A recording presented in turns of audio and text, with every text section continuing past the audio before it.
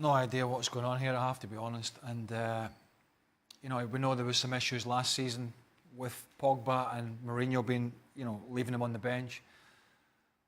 As a guy who's just won the World Cup, he is the linchpin of this side. He is one of the best and most talented players in world football. He has a price tag to go with that. He's got a stature to go with that. He has the ability to go with that. And I just don't know where this is going. But clearly there is something in his head that he is not happy with. Otherwise, you just wouldn't make statements like that. Not particularly after the first game of the season, when you've hardly had any rest, and you come in and you're a dominant player and you score and your team win. It just sort of doesn't quite fit. Gab, what's going on? Well, if only we knew. Look,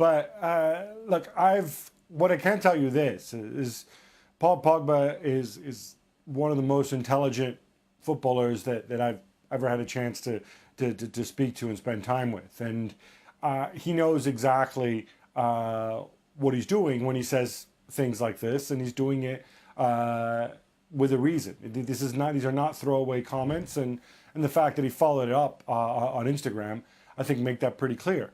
I think he's sending a message to who, to what. I think that's open to speculation. Maybe we'll get more guidance because, contrary to what a lot of people think, football clubs and agents employ people to speak to the media and steer them one way or another.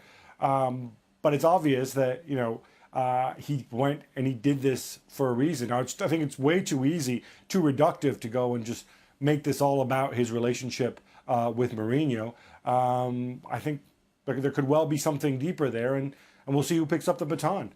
If you're in charge of Manchester United, if you were Ed Woodward and you had to choose one or the other, who would you choose? Pogba or Mourinho? I would choose the top man. I would choose Paul Pogba because he's the heart and soul of that football team. What he did at the weekend was borderline remarkable.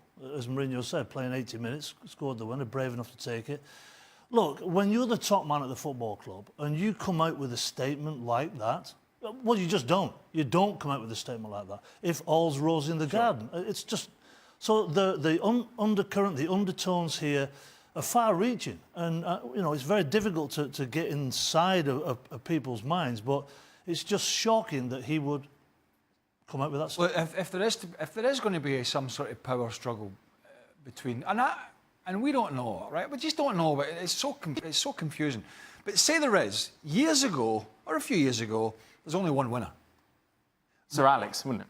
No, sorry, I meant Mourinho. Oh, yeah. No matter what club he was at, yeah, maybe not Real Madrid at the end, but as a general terms, generally speaking, most clubs he's been at, he has kind of had the power because he's been top man and he's delivered.